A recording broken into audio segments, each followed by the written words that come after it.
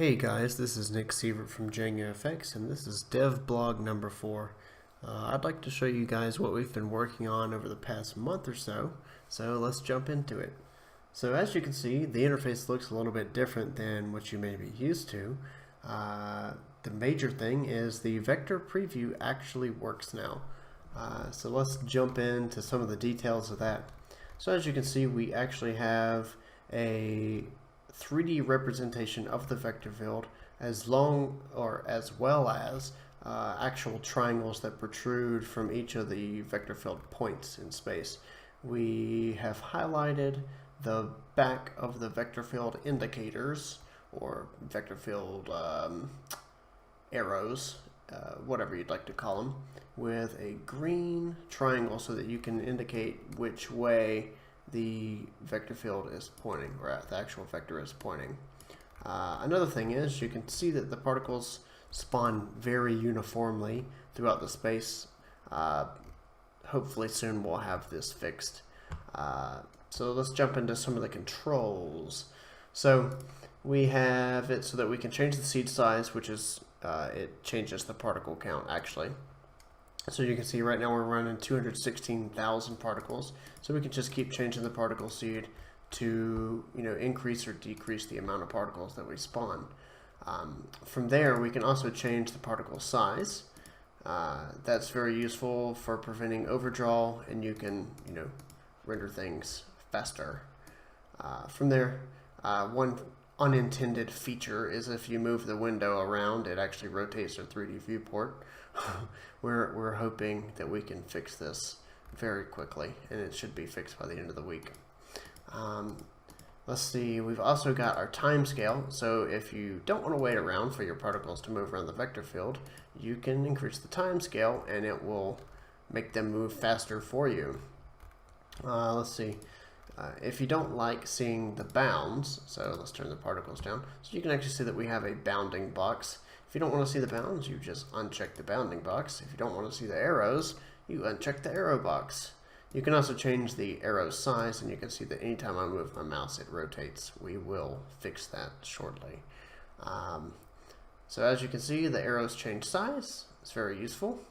And then eventually we are planning on replacing these sliders right here with just a normal drag slider like what's over here.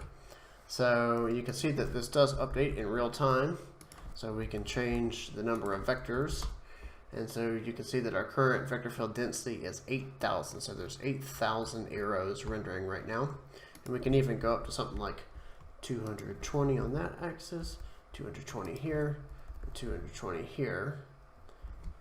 It's going to freeze up on me. And so this is 10 million vectors. And you can see that we are getting kind of a low FPS here. But hey, that's a bunch of vectors that we can render, and you saw just how quickly that stuff computed. Another thing is, let's go ahead and just increase the bounding box real quick so I can show you some of our new controls. 512, 512, 512. There we go. And let's change its count to like 5, 5, 5. So you can see everything's been updating in real time. We'll increase the particle count. Another cool thing is, if you change the math, we can re-randomize things. The vectors change constantly.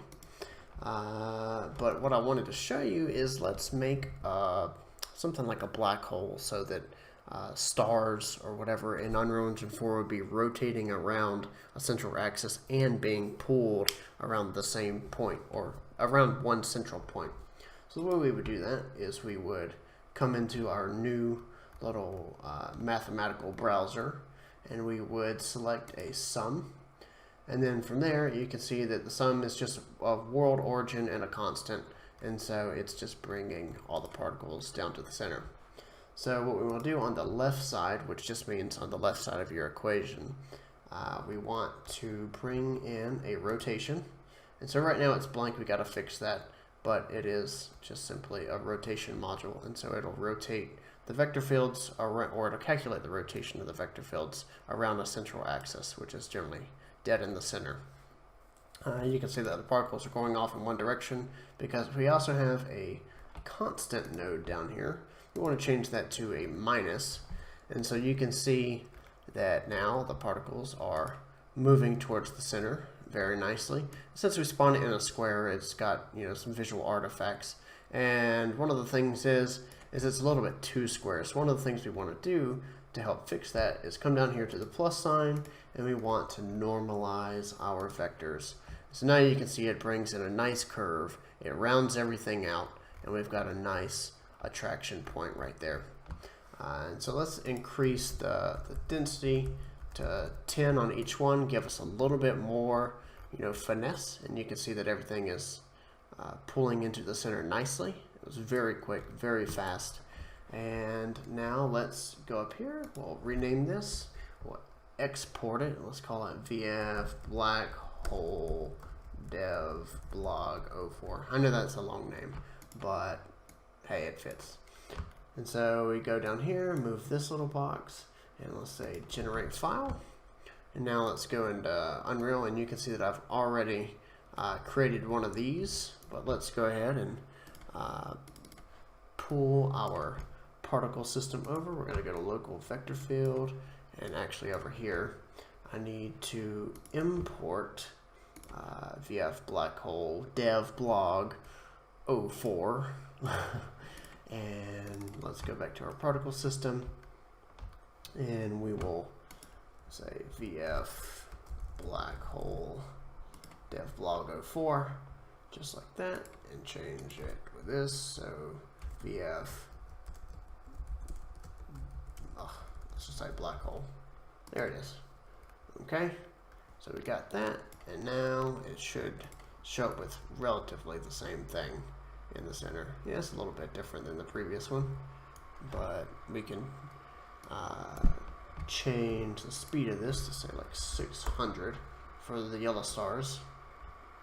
And so yeah, it looks like it's creating a pretty cool swirl into the black hole effect. Before I end this video, I would like to show you that you can sum together multiple things. So we'll go to the sum, and we're going to create a minus, so you can see everything's pulling towards the center. And then let's do a normalize, and then since we're normalizing the outside again, things are adding up correctly to make a cool little shape. And so you can see that we have a really nice shape here, and this does port over to Unreal Engine exactly as you see it. And so we can increase the vector field density to change the smoothness of the shape. So if we do like 3, 3, 3, you can see that it's more of a square. Let's boost our time scale up so that the shape forms faster. And you can make some really cool things. We'll change this to a minus, and this to a normalize, and then this to a minus, and see what that creates. And so it doesn't seem like that created anything very special. Let's change this to like 200 for that. We'll change this back to a normalize, and look at that, we get some very interesting artifacts. Let's change the way that our arrows are shown. Let's not draw the bounding box, and you can see that this creates quite the interesting shape. We will change this to say 5, and so oh yeah, very interesting. Another cool thing we can do is let's go back to our black hole. We'll do a rotation. We got the normalize, and let's actually bring this back down to like 10. And let's turn on our bounding box so we can see where particles are spawning at. And okay, so you can see that things are flying off. And one of the reasons why these particles spin out, you know, out of the box and they're pulled to different centers is because we actually tile the vector field throughout the entirety of all 3D space in our viewport. We will have an option for you to be able to turn tiling off if you so choose to do so. So let's see, we were doing a rotational, so yep, so we're on rotational. It's blank, we got to fix that. So we got a rotational, we don't want a minus, let's do a random, and then, well actually we need to do a sum of a random plus a minus, and so you can see that we have interesting randomized field that's pulling things towards a generic center. And so all the time, well, what I'm trying to say is it won't always be exactly in the center because you've randomized the vector fields to some degree. So it still spins to a certain degree. It still pulls things to the centers to a certain degree, but it's also randomized the direction of everything. And another thing that would probably help is if we, let's see if I can see this right here. Let's make this 5, make that 5, there we go. And so now everything's more equal, and you can see that we have a very interesting vector field. It's almost like a bigger galaxy or something like that. And you can see the point of attraction is somewhere near the center because of the way the vector fields have been randomized. And so let's change this to random black hole, and we'll go down to our generate file, and we'll pull this into Unreal Engine 4. And so we can see that that is already created. We'll go back to our particle system, and we'll do, just type black, let's see, random black hole, and then we'll go here, random black hole, there we go. And let's increase the particle count. Let's do that with 1 and this with like 500 just so that we can see it. Oh yeah, that's creating a very interesting shape for sure. Very cool movement. And so I can't tell if it's pulling towards the center very well or not. So we'll go back into that and let's change this to like 1500. Let's turn off our purple ones. Okay, and then let's increase our lifetime to 10. And so now let's see what we've got. I would say that that's a pretty pretty cool effect. And so you can see how much the random particles or the randomization of the vector field affects a simple, rotational inward field. I believe that's it for today. I'm not going to go through every single operator that we have, but in another video I will do that. And you can see that we have a ton of different operators that you can choose between. And I think that this is going to be a very awesome platform for everyone. And I'm excited that I finally got this video up. So, all you guys, hope you have a great day, and thanks for tuning in. Bye-bye.